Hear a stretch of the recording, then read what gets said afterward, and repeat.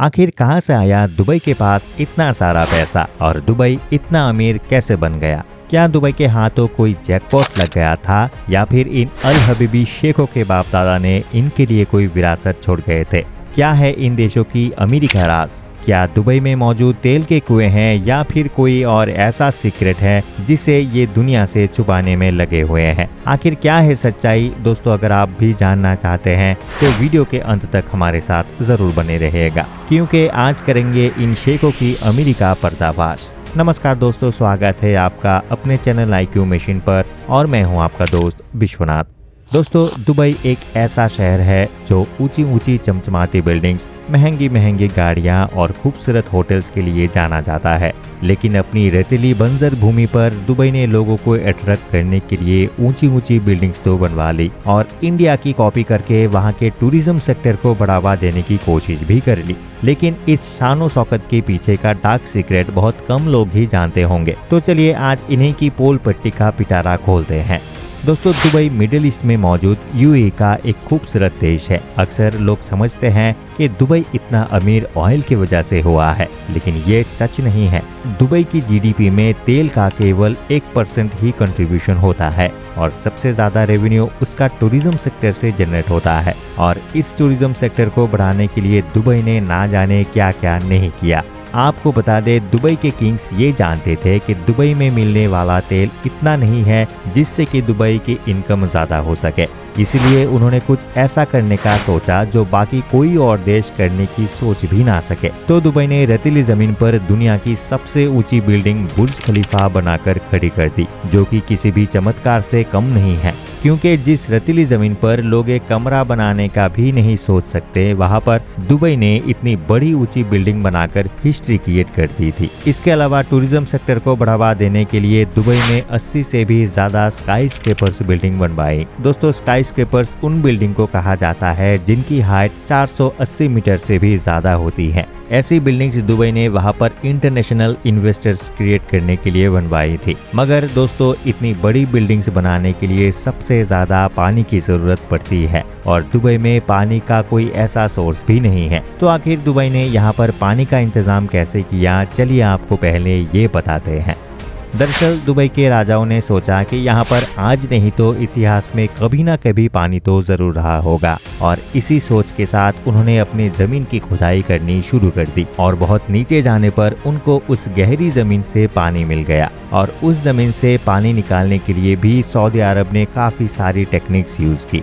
मगर दोस्तों, ये तो हम सभी जानते हैं कि दुबई में बारिश बहुत कम पड़ती है, या यूँ कहें कि ना के बराबर ही होती है, और बारिश ना पड़ने की वजह से जमीन का भी सारा पानी जल्दी खत्म हो जाएगा। अब दुबई ने इतनी बड़ी बड़ी ऊंची बिल्डिंग्स तो बनवा ली, मगर इन बिल्डिंग्स में हर दिन बहुत ज्यादा पानी यूज होता है, और अगर एक दिन दुबई के जमीन का सारा पानी खत्म हो गया तो उसे पूरी तरह से समुद्र के पानी पर निर्भर रहना पड़ेगा, और समुद्र के पानी को पीने के पानी में कन्वर्ट करने के लिए बहुत ज्यादा खर्च भी आता है। इसके अलावा यहाँ पर एक और बात है कि इन ऊंची बिल्डिंग्स को इतनी कम समय में बनाना आसान बात नहीं है। इसके लिए बहुत सारे वर्कर की जरूरत पड़ती है और दुबई में इतने वर्कर्स नहीं मिलते हैं। इसलिए यहाँ के प्राइवेट कंपनीज एशिया के कई देश जैसे पाकिस्तान, बांग्लादेश, नेपाल और भारत से वर्कर को दुबई बुलाकर उनसे काम कराते हैं। क्योंकि दुबई की करेंसी एशिया की करेंसी से मजबूत होती है, इसलिए एशिया कंट्री के वर्कर्स ज्यादा पैसे के लालच में दुबई जाकर काम करने लगते हैं।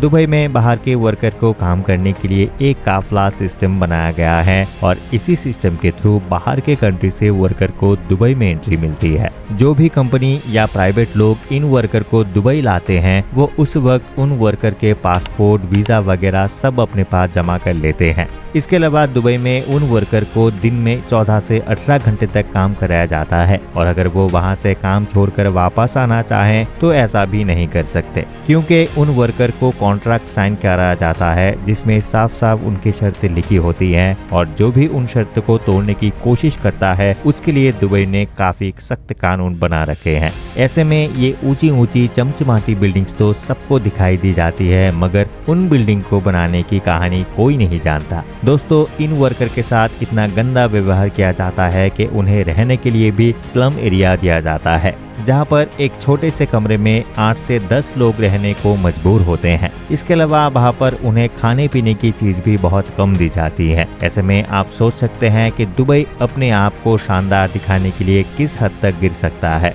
इन बिल्डिंग्स के मेंटेनेंस पर भी हर साल दुबई अरबों रुपए उड़ा देते हैं। इसके अलावा दुबई में इन बिल्डिंग्स को बनाने के लिए ग्लास और स्टील का बहुत ज्यादा यूज किया जाता है, जो कि वहां के एनवायरनमेंट के लिए भी अच्छा नहीं माना जाता है। ऐसे में दुबई मानवता के लिए कितना खतरनाक काम कर रहा है, ये उसने अभी सोचा भी नहीं है। दुबई ने न केवल रेतीली बंजर जमीन पर ऊंची ऊंची बिल्डिंग बनाकर अपने नाम बड़े बड़े खिताब हासिल करता है, बल्कि वो समुद्र पर भी मैन मेड आइलैंड का निर्माण करवाता है। जी हाँ दोस्तों, समुद्र पर मैन मेड आइलैंड। अभी तक दुबई ने पाम जुमेरा, डेरिया आइलैंड, पाम जवेलाली जैसे 3 मैन मेड आइलैंड बनाए हैं, जो कि देखने में काफी खूबसूरत और लग्जरियस हैं। इन आइलैंड में दुनिया भर की चौकाचौंध कर देने वाली चीज मौजूद है, मगर ये पूरी तरह से वेस्ट ऑफ मनी है। समुद्र पर आइलैंड बनाना इतना आसान नहीं होता, ये तो सब जानते हैं, और दुबई ने ऐसा करके बेशक बहुत बड़ा काम किया है। लेकिन आज ये आइलैंड पूरी तरह से खाली पड़े हुए हैं। इसमें भी पाम जवेल आली और डेरिया आइलैंड तो अभी तक पूरी तरीके से बनकर भी तैयार नहीं हुए हैं, और लोग इनमें इन्वेस्ट भी नहीं कर रहे हैं, क्योंकि नासा ने इन मैनमेड आइलैंड को लेकर एक रिपोर्ट पब्लिश की, जिसमें ये कहा गया कि ये सभी मैनमेड आइलैंड 0.02 इंचेस यानी कि 5 मिलीलीटर पर ईयर के हिसाब से समुद्र में धंसता जा रहा है, जिसका सबसे बड़ा कारण है ग्लोबल वार्मिंग। दोस्तों, ये तो हम सब अच्छी तरह से जानते हैं कि ग्लोबल वार्मिंग के कारण समुद्र का लेवल लगातार बढ़ता जा रहा है। ऐसे में आने वाले कुछ सालों में समुद्र के स्तर बढ़ने की वजह से ये मैनमेड आइलैंड डूब जाते हैं, तो इसमें कोई आश्चर्य की बात नहीं है। अब आप खुद ही सोचिए कि कोई डूबते हुए आइलैंड में इन्वेस्ट क्यों करना चाहेगा। इतना ही नहीं, इन आइलैंड को बनाने के लिए दुबई की रेतीली मिट्टी का तो उपयोग नहीं किया जा सकता, इसलिए दुबई ने समुद्र से ही मिट्टी को खोदकर इन आइलैंड को बनाया है, जिसमें समुद्र के जीवन को भी काफी बर्बाद किया गया है। दुबई के इन आइलैंड की वजह से समुद्र में मौजूद आसपास के जीवों को भी नुकसान पहुंचाने में कोई कसर नहीं छोड़ी। दोस्तों, आज दुबई बाहर से जितना चमचमाता हुआ दिखाई दे रहा है, वो अंदर से उतना खोखला है। आज दुबई में ज्यादातर बिल्डिंग्स खाली रहती हैं, क्योंकि इनकी कीमत ज्यादा होने की वजह से लोग इन्हें खरीद नहीं पाते। अभी यहाँ सोचने वाली बात ये है कि दुबई के पास इतनी ज्यादा जमीन थी और इतनी कम आबादी थी, तो फिर उसने अपने आप को इतना लग्जरियस दिखाने के लिए ये सब क्यों किया। और जिस हिसाब से दुबई हर फील्ड में अपने आप को बड़ा करके दिखाना चाहता है, उस हिसाब से वो दिन दूर नहीं जब दुबई पूरी तरीके से कर्ज में डूबकर खत्म हो जाएगा। आशा करता हूँ आज का ये वीडियो आपको जरूर पसंद आया होगा। कमेंट में हमें जरूर बताएं कि आप दुबई के इन हरकतों के बारे में क्या सोचते हैं। इस वीडियो को लाइक करें, अपने दोस्तों के साथ शेयर करें और हमारे चैनल को सब्सक्राइब करना ना भूलें। अंत तक बने रहने के लिए आपका बहुत बहुत धन्यवाद। मिलते हैं अगले वीडियो में।